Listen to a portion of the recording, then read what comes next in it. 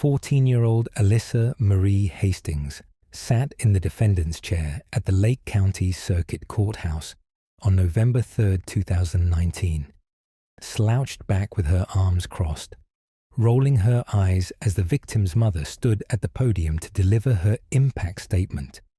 And when Sarah Mitchell, whose 8-year-old daughter Emma had been brutally murdered by Alyssa just 7 months earlier, broke down sobbing while describing how she found her daughter's body in the woods behind their Florida neighborhood, Alyssa visibly smirked and whispered something to her defense attorney that caused several jury members to gasp in disbelief and the victim's father to lunge toward the defense table before being restrained by bailiffs. Before we continue with this disturbing case, please subscribe to our channel if you haven't already, and let us know in the comments where you're watching from. Your support is what allows us to continue bringing these important stories to light. For 6 days during the trial, prosecutors had presented overwhelming evidence that Alyssa Hastings had lured her neighbor Emma Mitchell into the woods on the afternoon of March 15, 2019, strangled the 8-year-old girl with a jump rope, stabbed her 17 times with a kitchen knife Alyssa had stolen from her own home earlier that day, and left Emma's body hidden under brush and fallen branches, where it would remain undiscovered for 3 agonizing days, while hundreds of volunteers searched the neighborhood and surrounding areas. But what made this case particularly shocking wasn't just the brutality of the crime or the age of the killer.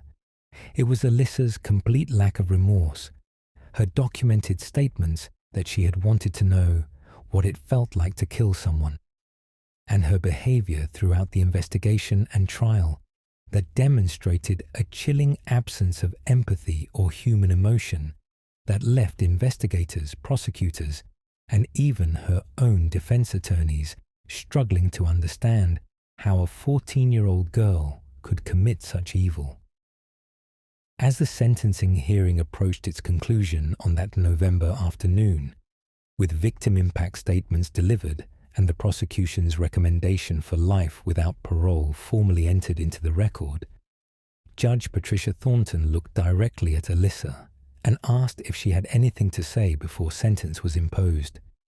Standard procedure that gives defendants one final opportunity to express remorse, apologize to victims' families, or explain their actions. Alyssa leaned forward to the microphone her attorney positioned in front of her, paused for a long moment as the courtroom fell completely silent, and said in a flat, emotionless voice, "I don't really have anything to say. I mean, what's done is done."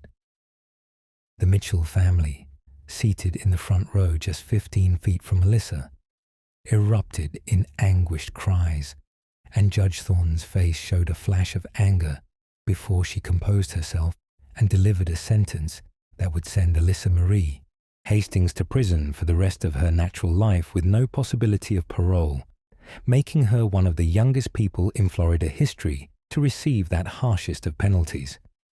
Alyssa Marie Hastings was born on June 12, 2004, in Leesburg, Florida, to Jennifer and Robert Hastings, a middle-class couple who by all outward appearances provided their only daughter with a stable, loving home.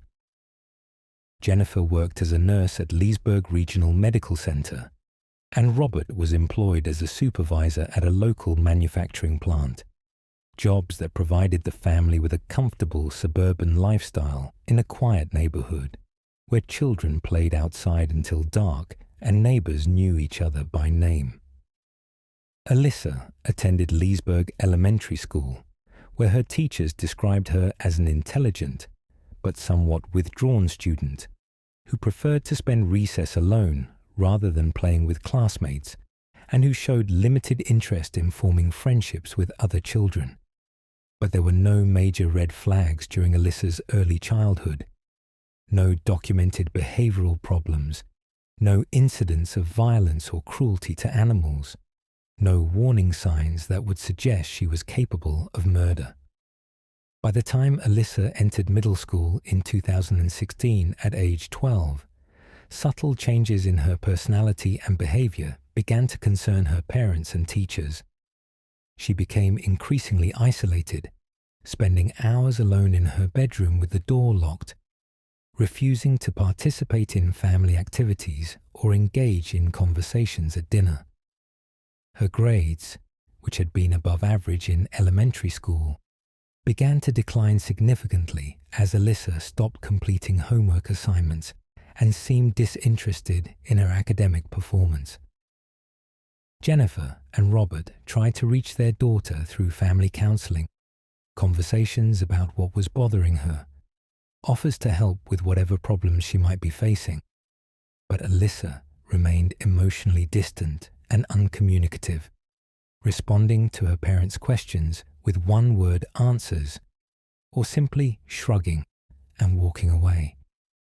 What Alyssa's parents didn't know, what they wouldn't discover until after the murder when investigators examined her computer and phone, was that Alyssa had become obsessed with death, violence, and serial killers.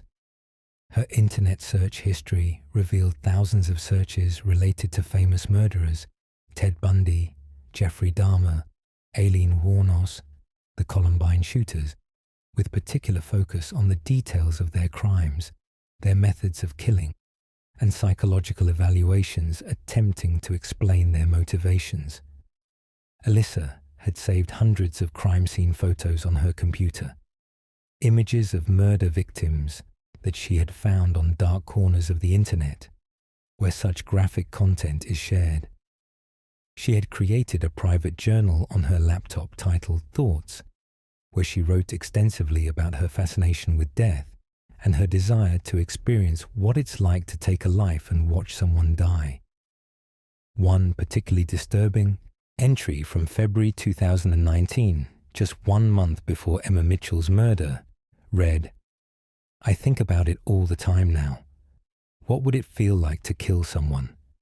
Not in an angry way like a fight, but deliberately, watching the life drain out of them.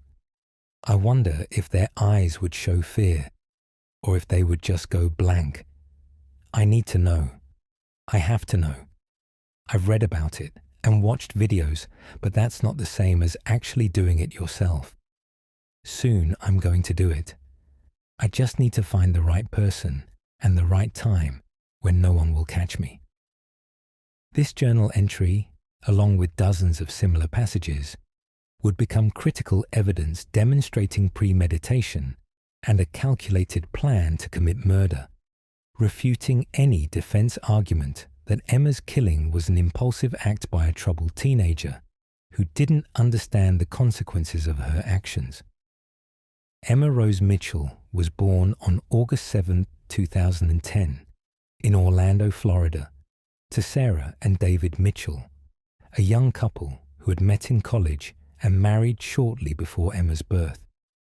Emma was their first and only child, a bright, energetic girl with curly blonde hair and a smile that her mother would later describe as the kind of smile that could light up an entire room and make everyone around her happy. The Mitchell family moved to Leesburg in 2014 when David accepted a promotion with his company, settling into a home on Magnolia Drive in a family-friendly neighborhood with good schools and parks nearby. Emma quickly made friends in the neighborhood, particularly enjoying playing with other children at the community playground and riding her bicycle up and down the quiet streets, where parents felt safe letting their children play outside with minimal supervision. Emma attended Leesburg Elementary School, where she was in 3rd grade during the 2018-2019 school year.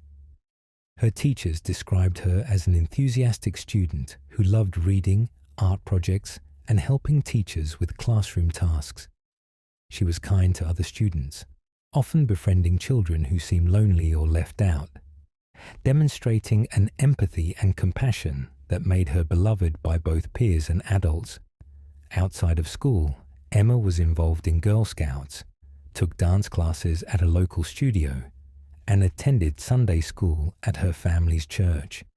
She was, by every measure, a normal, happy 8-year-old girl, living an innocent childhood, completely unaware that she lived just 4 houses down from a 14-year-old who was obsessively planning to commit murder and had begun to consider Emma as a potential victim. The Hastings family lived at 1847 Magnolia Drive, and the Mitchell family lived at 1863 Magnolia Drive, separated by just 3 other houses on the same quiet suburban street. The two families knew each other casually through neighborhood interactions, waving when they saw each other getting mail, brief conversations at the community pool during summer months, the kind of friendly but not close relationships that are typical in suburban neighborhoods. Jennifer Hastings had occasionally chatted with Sarah Mitchell about their daughters, and the two girls knew each other by sight, though they weren't friends given their 6-year age difference. Emma would sometimes ride her bike past the Hastings home and wave to Alyssa if she was outside, and Alyssa would offer a small wave in return, giving no indication that she was internally categorizing Emma as a potential victim for the murder she was planning. In early March 2019, Alyssa began more actively planning her crime. Her journal entries from this period show a calculated, methodical approach to selecting a victim and determining how to lure them to an isolated location where she could kill them without being interrupted or discovered. On March 10, 2019, Alyssa wrote, "I've decided it should be a younger kid because they'll be easier to control and trick into coming with me. There's that little girl down the street who rides her bike around all the time. She seems friendly and trusting. I could tell her I need help finding my dog, or that I want to show her something cool in the woods. Kids that age are easy to manipulate if you're nice to them." This entry, discovered later by investigators, proved that Alyssa had specifically targeted Emma Mitchell and planned the murder days in advance. On March 14, 2019, the day before the murder, Alyssa stole a kitchen knife from her family's kitchen, a 6-inch blade that her mother used for cutting vegetables and meat. She hid the knife in her backpack, along with a jump rope she had used for exercise in gym class, items that would become the murder weapons she would use to kill Emma Mitchell less than 24 hours later. That evening, Alyssa wrote her final journal entry before the murder.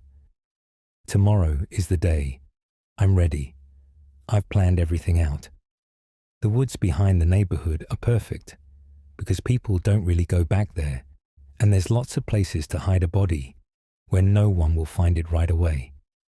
I know exactly what I'm going to say to get her to come with me. Part of me is nervous, but mostly I'm excited. Tomorrow I'll finally know what it's like. Tomorrow I'll finally do it." Friday, March 15, 2019, began as an ordinary day in the Magnolia Drive neighborhood of Leesburg, Florida. Children walked to the bus stop for school, parents left for work, and the quiet suburban street showed no signs of the horror that would unfold that afternoon. Emma Mitchell attended her 3rd grade classes at Leesburg Elementary School, participating enthusiastically in her lessons and laughing with friends during lunch and recess, completely unaware that this would be her last day of life. Alyssa Hastings attended Lake County Middle School, where she sat through her 8th grade classes in her typical withdrawn manner, barely speaking to anyone, internally counting down the hours until school ended, and she could execute the plan she had been obsessing over for weeks. School let out at 3:15 p.m., and Emma arrived home on the bus at approximately 3:40 p.m. Her mother Sarah was home from her part-time job at a local retail store, and Emma bounded into the house with her backpack, excited to show her mother a drawing she had made in art class. a picture of their family standing in front of their house with a bright sun and rainbow in the background. Sarah hugged her daughter, praised the beautiful artwork, and said they would hang it on the refrigerator. Emma asked if she could go outside to ride her bike for a while before dinner, a routine request on pleasant afternoons, and Sarah agreed, telling Emma to stay on their street and be home by 5:30 p.m., when dinner would be ready. Emma grabbed her pink bicycle from the garage, put on her helmet as her parents had taught her, and pedaled down Magnolia Drive, waving to neighbors she saw in their yards, heading toward the cul-de-sac, where she liked to ride in circles and practice tricks. Alyssa Hastings had also arrived home from school around 3:30 p.m., going straight to her bedroom and retrieving the backpack containing the knife and jump rope she had hidden there the previous day. She told her mother Jennifer, who was preparing to leave for her evening nursing shift at the hospital, that she was going for a walk in the neighborhood to get some fresh air and exercise. Jennifer, pleased that her withdrawn daughter was voluntarily going outside rather than isolating in her room, encouraged this and told Alyssa to be home by 6 p.m. for dinner. Alyssa left through the front door at approximately 3:50 p.m., backpack slung over her shoulder, and walked down Magnolia Drive in the direction she had seen Emma riding her bike minutes earlier. What happened over the next 30 minutes can be reconstructed from Alyssa's eventual confession to police, forensic evidence recovered from the crime scene, and the timeline established by neighbors who saw portions of the events. At approximately 4 p.m., Alyssa approached Emma, who was riding her bike near the cul-de-sac at the end of Magnolia Drive. According to Alyssa's confession, she called out to Emma in a friendly manner, and Emma stopped her bike to see what Alyssa wanted. Alyssa told Emma that she had seen a family of baby foxes in the woods behind the neighborhood, and asked if Emma wanted to come see them, because they were really cute and the babies were playing together. Emma, who loved animals and trusted the older teenager who lived on her street, agreed enthusiastically and asked if she should go home and tell her mum first. Alyssa told Emma they would only be gone for a few minutes and they needed to hurry because the foxes might leave, so Emma didn't need to tell her mum about such a quick trip. Emma, like most trusting 8-year-olds, accepted this logic and left her bike at the entrance to the woods, following Alyssa along a trail that led into the densely forested area behind the neighborhood. The woods behind the Magnolia Drive neighborhood consisted of approximately 50 acres of undeveloped land thick with pine trees, palmetto bushes, and undergrowth. A few informal trails ran through the area, created by teenagers and occasional hikers. But the woods were generally avoided by residents and were quiet and isolated, especially in the late afternoon when most people were inside their homes preparing dinner. Alyssa led Emma deeper into the woods, walking for approximately 10 minutes until they were far enough from the neighborhood that no one would hear screams or sounds of struggle. When they reached a small clearing surrounded by dense brush, approximately half a mile from where they had entered the woods, Alyssa stopped and told Emma she thought the foxes had been right around this area. Emma looked around excitedly, scanning the bushes and trees for any sign of baby foxes, completely unsuspecting of what was about to happen. What happened next is almost too horrific to describe, but the facts of the case require it. According to Alyssa's confession and forensic evidence, while Emma was distracted looking for the non-existent foxes, Alyssa removed the jump rope from her backpack and quickly wrapped it around Emma's neck from behind, pulling it tight and cutting off Emma's air supply. Emma immediately panicked, reaching up to try to pull the rope away from her throat, making choking sounds as she struggled to breathe. Alyssa pulled the rope tighter, and Emma fell to her knees and then onto her side, her face turning red and then purple as oxygen was cut off to her brain. Emma's struggles weakened as she began to lose consciousness from strangulation, and after approximately 2 minutes, Emma's body went limp and she stopped moving. Alyssa later told investigators that she loosened the rope at this point and watched Emma's face, waiting to see if she was dead or just unconscious. But Alyssa wasn't finished. Whether because she wanted to be absolutely certain Emma was dead, or because the strangulation hadn't satisfied her desire to know what it felt like to kill someone, Alyssa removed the kitchen knife from her backpack and stabbed Emma 17 times, in the chest, abdomen, back, and arms.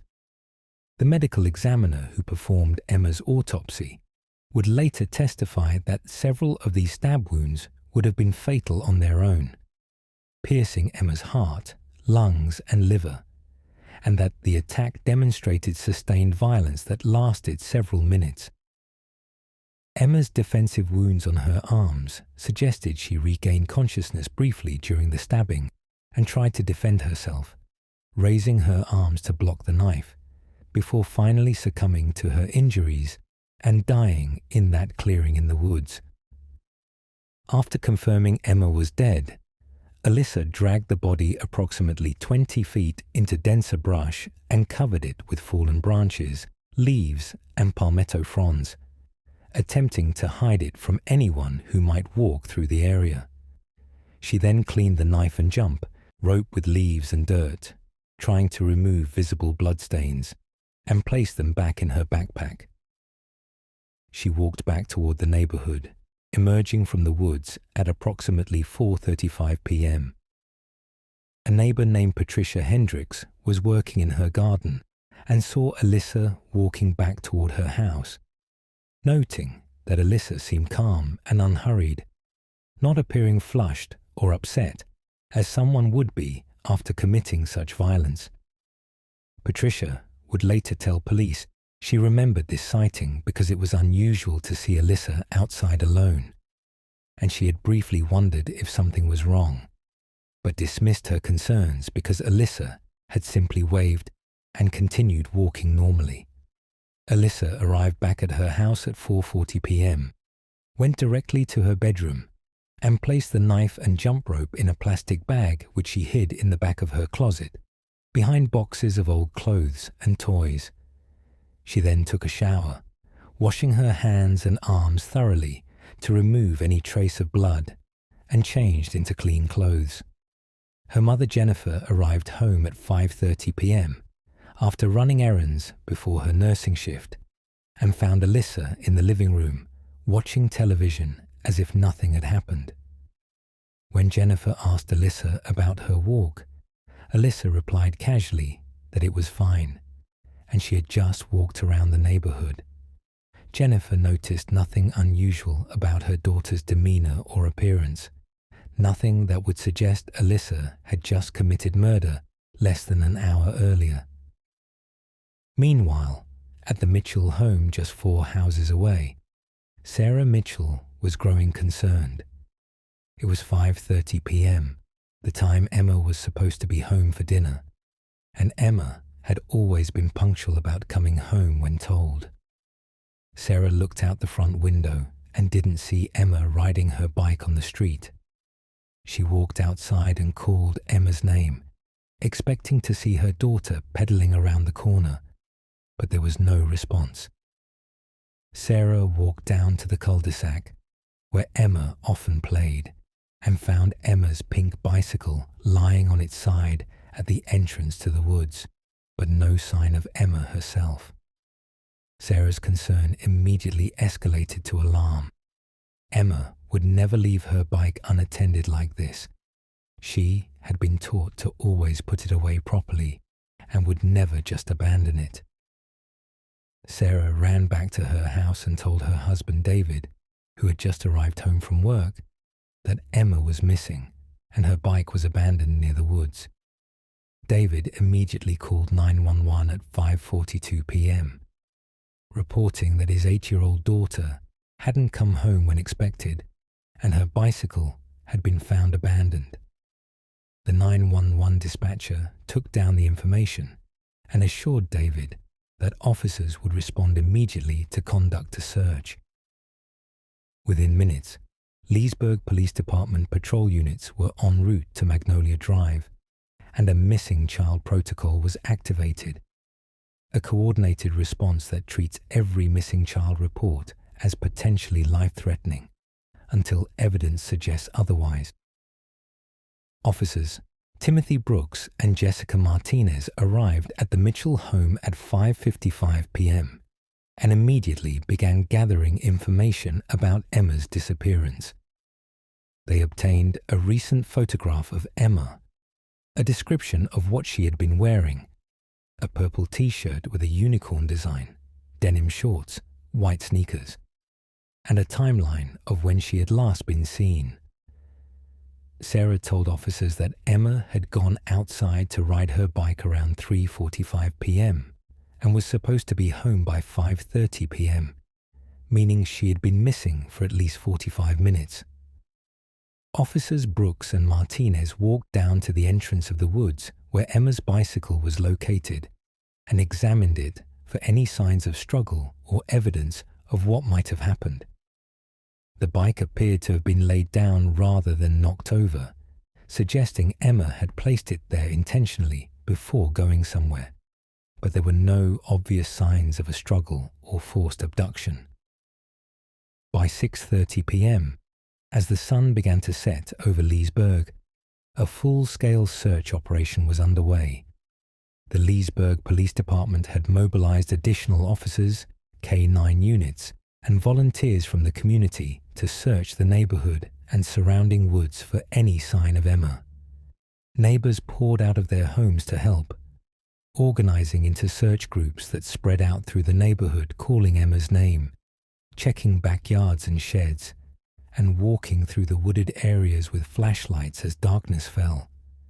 The Mitchell family street became a command center with police vehicles, news crews who had picked up the story of a missing 8-year-old, and dozens of concerned residents who wanted to help find Emma and bring her home safely. Among the neighbors who joined the search effort were Jennifer and Robert Hastings, who expressed shock and concern about Emma's disappearance and volunteered to help search.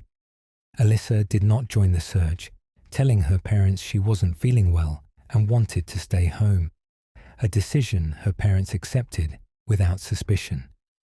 What Jennifer and Robert didn't know was that while they were walking through the woods calling Emma's name and shining flashlights into the brush, their daughter was in her bedroom, writing in her journal about the murder she had just committed. The journal entry from that evening, later recovered by investigators, read, "I did it. I finally did it. It was different than I thought it would be. She struggled more than I expected, and it took longer than the movies make it seem. But I did it, and now I know what it's like. I feel like I should feel guilty or scared, but I don't. I mostly just feel normal, like I did any other thing today, like going to school or eating dinner. Everyone is out looking for her, but they won't find her tonight. They might not find her for days. I made sure to hide her really well." The search continued through Friday evening and into Saturday morning, with police, volunteers, and search and rescue teams covering every inch of the neighborhood and expanding their search radius into the surrounding woods and adjacent developments. Sarah and David Mitchell spent the night in anguished uncertainty, alternating between hope that Emma had simply gotten lost and would be found safe, and growing fear that something terrible had happened to their daughter. The local news covered the story extensively, and Emma's face appeared on television screens across Central Florida, with reporters urging anyone with information to contact the Leesburg Police Department immediately. On Saturday, March 16, 2019, As the search entered its second day, police brought in additional resources, including helicopters with thermal imaging cameras to search the wooded areas from above, more K9 units trained in both search and rescue and cadaver detection, and a mobile command center to coordinate the growing operation. Detective Maria Santos from the Leesburg Police Department's Criminal Investigations Division was assigned as the lead investigator on Emma's disappearance. Santos, a 15-year veteran with extensive experience in missing persons cases, began conducting formal interviews with neighbors and anyone who might have seen Emma on Friday afternoon. Detective Santos interviewed Sarah Mitchell in detail about Emma's routine, her friends, whether there had been any concerning incidents or interactions with strangers recently, and whether Emma had any reason to run away or any places she liked to go that the family hadn't yet checked. Sarah insisted that Emma was a happy child with no problems at school or home, that she would never run away, and that she always followed rules about staying close to home and being back on time. When Santos asked if Emma had any interactions with older children or teenagers in the neighborhood, Sarah mentioned that Emma knew most of the families on their street casually, but wasn't particularly close with anyone except children her own age. Santos also interviewed neighbors to establish a timeline of who had seen Emma on Friday afternoon.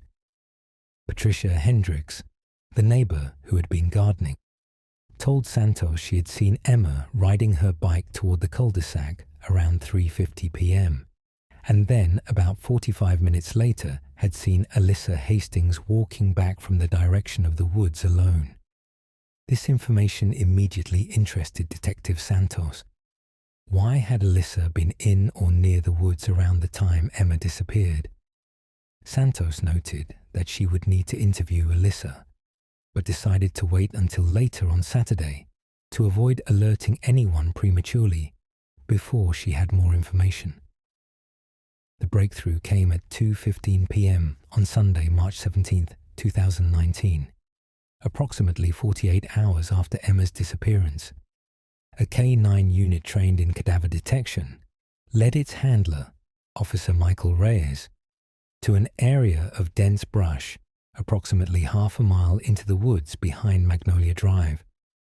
The dog alerted strongly to a specific location, and when Officer Reyes examined the area more closely, he discovered what appeared to be a child's body partially concealed under branches and leaves. He immediately radioed for Detective Santos and the crime scene unit, and within minutes the area was cordoned off with yellow tape, and investigators began the grim process of documenting and recovering Emma Mitchell's body. The scene that investigators found was heartbreaking and horrific. Emma's small body lay in the clearing where Alyssa had killed her, still wearing the purple unicorn shirt and denim shorts she had worn when she left home Friday afternoon to ride her bike. Her face was discolored from the strangulation, and her clothing was soaked with blood from the 17 stab wounds that covered her torso and arms. The medical examiner who responded to the scene pronounced Emma dead at the scene and estimated time of death as approximately 48 to 72 hours earlier, consistent with Friday afternoon. Crime scene investigators photographed every aspect of the scene, collected samples of blood and other biological evidence, and carefully searched the surrounding area for any evidence that might identify who had committed this brutal murder. While the crime scene investigation continued in the woods, Detective Santos had the terrible responsibility of notifying Sarah and David Mitchell that their daughter's body had been found and that Emma had been murdered. The notification occurred at the Mitchell home at 4:30 p.m. on Sunday afternoon, with Santos accompanied by a victim advocate and a chaplain from the Leesburg Police Department. When Santos delivered the news, Sarah collapsed to the floor screaming, and David stood frozen in shock, unable to process that his 8-year-old daughter who had been alive and happy just 2 days earlier, had been strangled and stabbed to death in the woods behind their neighborhood. The sounds of Sarah Mitchell's grief echoed down Magnolia Drive, and neighbors who heard the wailing knew immediately that Emma had been found, but not alive. Detective Santos assembled her investigative team Sunday evening to review all the evidence and information gathered so far. The crime scene findings indicated Emma had been strangled first, then stabbed multiple times, suggesting the killer either wanted to make absolutely certain she was dead or had attacked her in a sustained frenzy. The wounds appeared to have been inflicted with a medium-sized knife, possibly a kitchen knife. There was no evidence of sexual assault, which distinguished this case from typical child abduction murders where sexual motivation is common. The location of the body, hidden but not particularly well concealed, suggested the killer might be young or inexperienced with disposing of bodies. Most significantly, there was no evidence Emma had been dragged to this location from elsewhere. The blood evidence and disturbance of the ground indicated she had been killed right there in the clearing, meaning she had gone there willingly with someone she trusted, enough to follow into the isolated woods. Detective Santos reviewed her interview notes from neighbors and focused on Patricia Hendricks' statement about seeing Alyssa Hastings walking back from the woods around 4:35 p.m. on Friday, approximately the time Emma would have been killed based on the medical examiner's preliminary assessment. Santos decided to interview Alyssa as a witness first, hoping the teenager might have seen something in the woods that could help identify a suspect. On Monday morning, March 18, 2019, Detective Santos went to the Hastings home and asked Jennifer and Robert if she could speak with Alyssa about Emma's disappearance. The Hastings, who had learned the previous evening that Emma's body had been found murdered, were shocked and eager to help in any way possible. They called Alyssa down from her bedroom, and Santos conducted what began as a witness interview in the Hastings living room with Jennifer and Robert present. Santos asked Alyssa if she had known Emma Mitchell, and Alyssa replied that she knew who Emma was because they lived on the same street, but they weren't friends because of the age difference. When Santos asked if Alyssa had seen Emma on Friday afternoon, Alyssa said no. She had been in her bedroom doing homework. Santos then mentioned that a neighbor had seen Alyssa walking near the woods Friday afternoon around 4:30 p.m. and asked if Alyssa had gone for a walk that day. Alyssa hesitated for a moment, the first crack in her composure, then said yes, she had forgotten. She did go for a brief walk in the neighborhood, but didn't go into the woods and didn't see Emma. Santos noted the inconsistency between Alyssa's initial denial of being outside and her revised statement, and decided to press further. Santos asked Alyssa if she would be willing to come to the police station to provide a formal statement and possibly help investigators by looking at a map to show exactly where she had walked on Friday afternoon. Alyssa agreed, and Jennifer and Robert, still unsuspecting that their daughter could be anything other than a witness, drove Alyssa to the Leesburg Police Department, where Detective Santos and Detective James Richardson conducted a formal interview in a room equipped with video recording equipment. The interview began at 10:30 a.m. on Monday, March 18th, and what started as a witness interview would transform into an interrogation that would ultimately lead to Alyssa's confession. Detective Santos began by asking Alyssa to describe her day on Friday, March 15th, walking through every detail from when she woke up until when she went to bed. Alyssa described attending school, coming home around 3:30 p.m. and staying in her room until dinner time. When Santos pointed out that this contradicted her earlier statement about going for a walk, Alyssa again revised her story, saying she had forgotten about the walk because it was very brief. Santos asked Alyssa to describe exactly where she walked, and Alyssa said she had walked down Magnolia Drive toward the cul-de-sac, but had not gone into the woods. When Santos asked why Alyssa had been walking in that direction, Alyssa said she just felt like getting some fresh air and had no particular destination in mind. Santos then shifted the questioning to Emma directly. She asked Alyssa if she had interacted with Emma in the days before Friday, and Alyssa said no, they rarely spoke to each other. Santos asked if Alyssa knew any reason someone would want to hurt Emma, and Alyssa said no. Emma was just a little kid who didn't bother anyone. Throughout these responses, Santos and Richardson observed Alyssa's body language and demeanor carefully. Unlike most 14-year-olds, who would be visibly upset and emotional when discussing a murdered child from their neighborhood, Alyssa remained calm and composed, showing no signs of distress or empathy. Her answers were measured and careful, as if she was solving a puzzle rather than discussing a tragedy. Detective Richardson then asked Alyssa if she would be willing to provide a DNA sample and allow investigators to examine her clothing and backpack from Friday afternoon, explaining that this would help rule her out as a suspect and allow investigators to focus on finding the real killer. Alyssa hesitated, and for the first time during the interview, appeared uncomfortable and uncertain. She asked why she would need to be ruled out as a suspect if she was just a witness, and Richardson explained that because she had been in the vicinity where Emma was last seen, standard investigative procedure required collecting elimination samples from anyone who might have been in the area.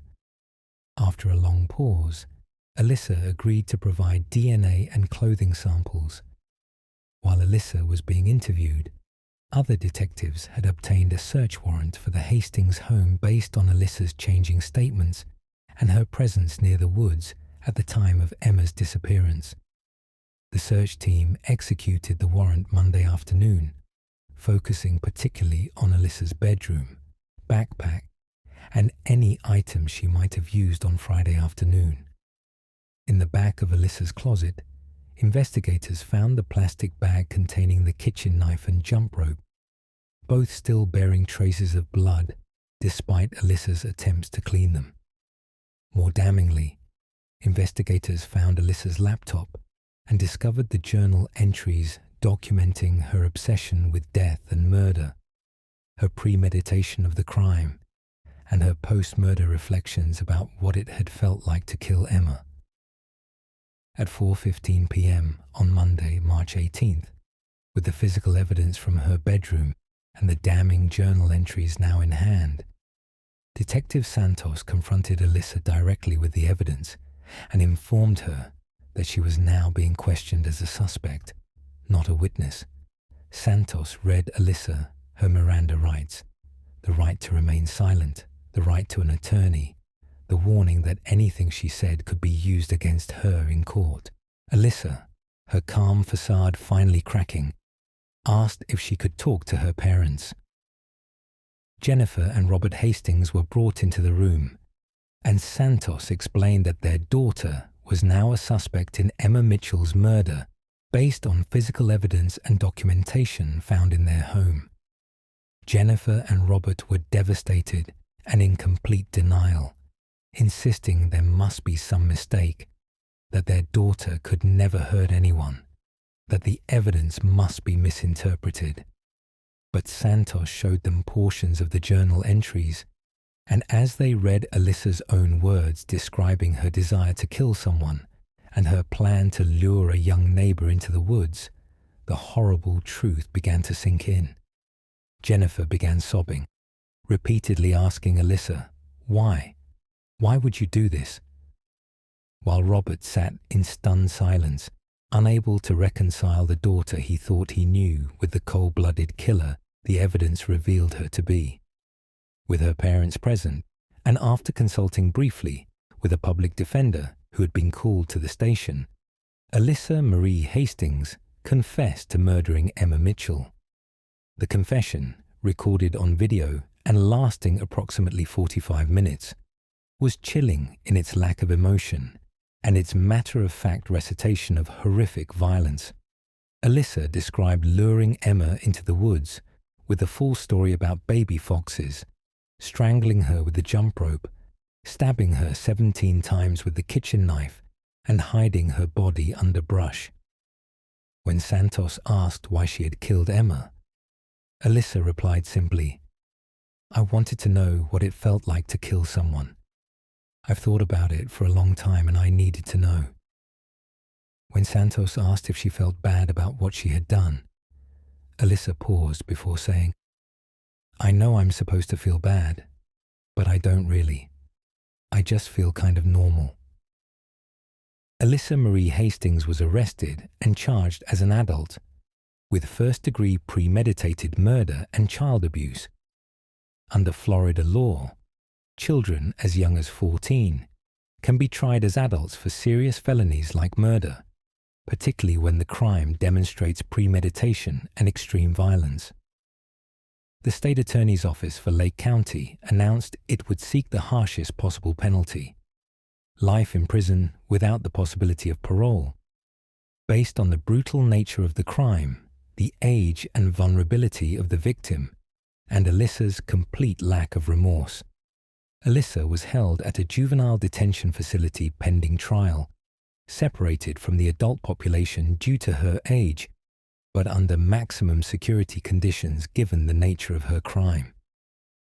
The trial of Alyssa Marie Hastings began on October 28, 2019, in Lake County Circuit Court, presiding Judge Patricia Thornton presiding. The prosecution team, led by Assistant State Attorney Michael Barnes, had assembled an overwhelming case against Alyssa, including her confession, the journal entries documenting premeditation, the physical evidence of the murder weapons found in her closet, still bearing Emma's blood, and forensic evidence tying Alyssa to the crime scene. The defense team, led by public defender Rachel Morrison, faced a nearly impossible task, defending a client who had confessed in detail, left extensive written documentation of her plans, and shown no remorse or empathy throughout the investigation and pre-trial proceedings. Morrison's strategy was to argue that Alyssa suffered from severe mental illness that prevented her from understanding the wrongfulness of her actions or controlling her impulses, and that life without parole was unconstitutionally cruel punishment for a 14-year-old who could potentially be rehabilitated with years of psychiatric treatment. The defense called several mental health experts who testified that Alyssa met diagnostic criteria for conduct disorder, antisocial personality traits, and possibly early-stage psychopathy. They argued that Alyssa's brain was still developing, and that sentencing a 14-year-old to die in prison violated evolving standards of decency and Supreme Court precedent regarding juvenile sentencing. But the prosecution systematically dismantled the mental illness defense. Prosecutors called their own psychiatric experts who testified that while Alyssa did demonstrate antisocial personality traits, she was not legally insane. She understood that killing Emma was wrong. She took steps to hide the crime and avoid detection, and her detailed planning demonstrated rational thinking and cognitive capacity. Most damningly, prosecutors played portions of Alyssa's videotaped confession and read excerpts from her journal entries, allowing the jury to hear in Alyssa's own words her calculated planning and her post-murder reflection that she didn't feel remorse. The jury saw a cold, calculating killer who had targeted a vulnerable child to satisfy her curiosity about what murder felt like, not a mentally ill teenager who didn't understand her actions. The trial lasted 6 days, with testimony from medical examiners describing Emma's injuries, crime scene investigators detailing the evidence, neighbors describing Alyssa's suspicious behavior on the day of the murder, and Sarah and David Mitchell delivering heartbreaking victim impact statements about the daughter they had lost. On November 2, 2019, after just 3 hours of deliberation, the jury returned a verdict of guilty on all charges: first-degree premeditated murder and child abuse. Alyssa showed no visible reaction when the verdict was read, sitting calmly at the defense table, while the Mitchell family wept with relief that justice had been served. The sentencing hearing took place the following day, November 3, 2019. Under Florida law, first-degree murder carries only 2 possible sentences: life with the possibility of parole after 25 years, or life without the possibility of parole. Given Alyssa's age, the defense argued passionately that life without parole would be a death sentence that denied her any chance at redemption or rehabilitation. But the prosecution argued that the brutality of the crime, the vulnerability of the 8-year-old victim, the premeditation documented in Alyssa's own journal, and her complete lack of remorse all warranted the harshest possible penalty. Sarah Mitchell stood at the podium to deliver her victim impact statement, and as she described finding Emma's bicycle abandoned at the woods, the 3 agonizing days waiting for news, and the moment she learned her daughter had been strangled and stabbed to death, she broke down sobbing. She looked directly at Alyssa and said, "You took my baby from me. You took her life because you were curious, because you wanted to know what it felt like. She trusted you.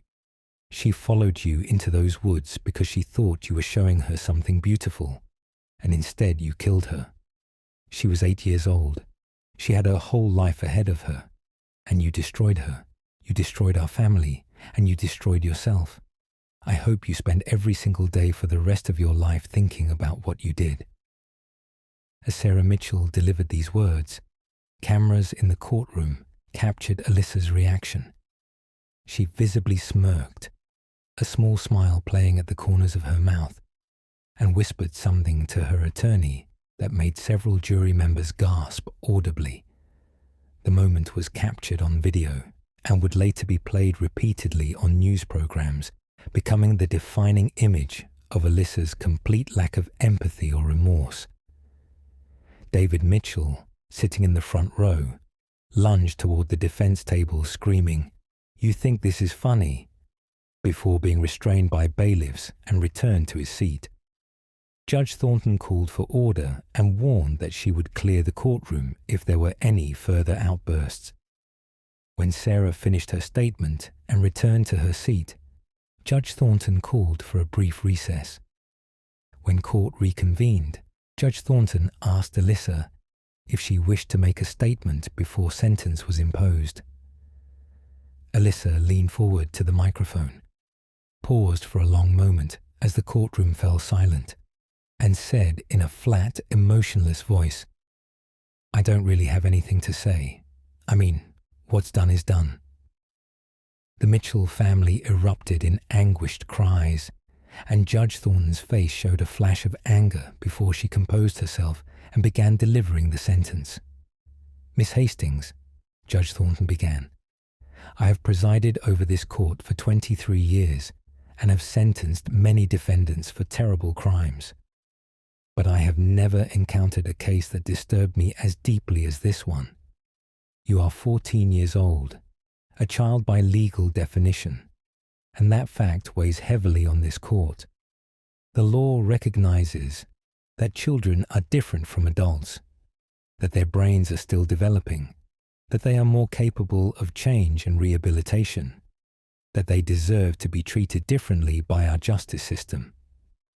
For these reasons, I have carefully considered whether life without parole is an appropriate sentence for someone your age, no matter how terrible the crime."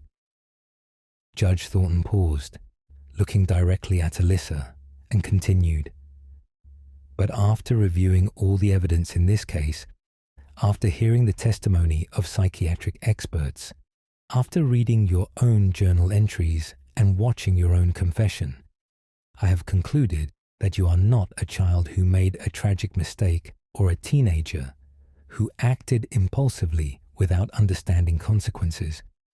You are a calculating, remorseless predator who targeted a vulnerable 8-year-old child, planned her murder in detail, lured her to an isolated location, and killed her in a brutal, sustained attack. You strangled her, and when she lost consciousness, you stabbed her 17 times. You then attempted to hide her body and return home as if nothing had happened. You showed no remorse when you were arrested. You showed no empathy during your confession. You smirked while the victim's mother described her grief. You have never apologized or shown the slightest recognition that you took an innocent life. Judge Thornton's voice became firmer as she concluded, "The law requires me to consider your age, but it also requires me to consider the nature of your crime and the need to protect society. Based on all the evidence before this court, I find that you are beyond rehabilitation, that you pose an ongoing danger to society, and that the only appropriate sentence is one that ensures you will never have the opportunity to harm another person. It is therefore the sentence of this court that you be imprisoned for the remainder of your natural life without the possibility of parole.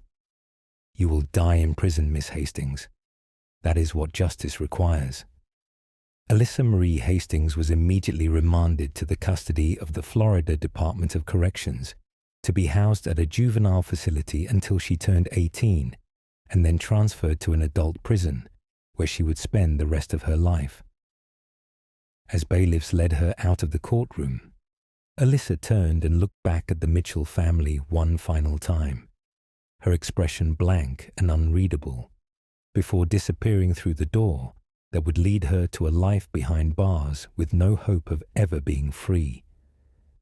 The case of Alyssa Marie Hastings sent shockwaves through Florida and the nation, raising difficult questions about juvenile justice, the age at which someone can be considered irredeemable, and whether sentencing a 14-year-old to die in prison serves justice or simply perpetuates tragedy. Civil rights organizations and juvenile justice advocates condemned the sentence, arguing that no child should be sentenced to life without parole regardless of their crime, that such sentences violate evolving standards of decency and the Eighth Amendment's prohibition on cruel and unusual punishment. They pointed to neuroscience research showing that adolescent brains are still developing, particularly in areas responsible for impulse control, understanding consequences and moral reasoning, and argued that even teenagers who commit terrible crimes retain capacity for change and rehabilitation.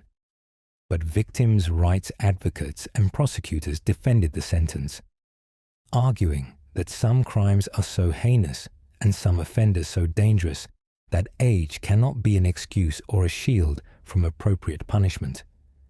They pointed to Alyssa's extensive premeditation, her documented planning over weeks, her ability to deceive Emma and lure her to her death, and her complete absence of remorse as evidence that she understood exactly what she was doing and simply didn't care about the consequences or the suffering she caused.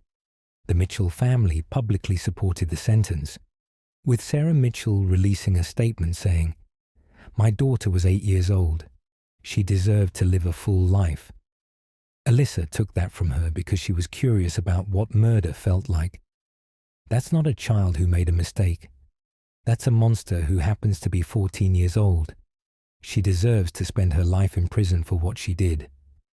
As of 2025, Alyssa Marie Hastings remains in prison, now 21 years old, having spent her entire adolescence and early adulthood behind bars. She is housed at Lowell Correctional Institution, a maximum security women's prison in Marion County, Florida, where she will remain for the rest of her life unless her sentence is overturned on appeal. Her attorneys have filed multiple appeals, arguing that life without parole for a 14-year-old violates constitutional principles, but all appeals have been denied by Florida's appellate courts, and the U.S. Supreme Court has declined to hear her case. The journals Alyssa kept in prison, obtained by journalists through public records requests, show she continues to demonstrate the same lack of empathy and remorse that characterized her trial. Writing primarily about her frustrations with prison conditions and her anger at the justice system, rather than expressing any genuine regret for taking Emma Mitchell's life. Emma Rose Mitchell would have been 16 years old in 2025, a high school student with dreams and aspirations and a future full of possibilities. Instead, her life ended at age 8 in a clearing in the woods behind her neighborhood, killed by someone who saw her not as a human being but as an experiment to satisfy curiosity about death. Sarah and David Mitchell have become advocates for victims' rights and for harsher penalties for juvenile offenders who commit violent crimes, speaking publicly about Emma's case and arguing that society must be protected from dangerous individuals regardless of their age. They have established the Emma Rose Mitchell Memorial Scholarship, awarded annually to a Lake County student who demonstrates kindness and compassion toward others, ensuring that Emma's legacy is one of love rather than the violence that ended her life. The case raises questions that our society continues to grapple with. What age can someone be considered beyond redemption? Should the justice system prioritize rehabilitation or incapacitation when dealing with juvenile offenders who commit heinous crimes? Do life sentences for teenagers serve justice or simply perpetuate tragedy? These are questions without easy answers, and reasonable people disagree passionately about where to draw these lines. What is not in dispute is that Emma Mitchell deserved to live, that her murder was a calculated act of violence rather than a tragic accident or moment of impulse, and that Alyssa Hastings will spend the rest of her life paying for the choice she made to satisfy her curiosity by taking an innocent child's life. That is the terrible reality of this case. One 14-year-old's decision to commit murder has resulted in 3 destroyed lives. Emma's, stolen at age 8. Sarah and David's, forever haunted by the loss of their only child. And Alyssa's own, which will be spent entirely behind prison walls with no hope of freedom. Justice was served when Alyssa was sentenced to life without parole. But justice cannot bring Emma back or undo the suffering her death has caused. That is the permanent, irreversible consequence of murder, even when the killer is just 14 years old.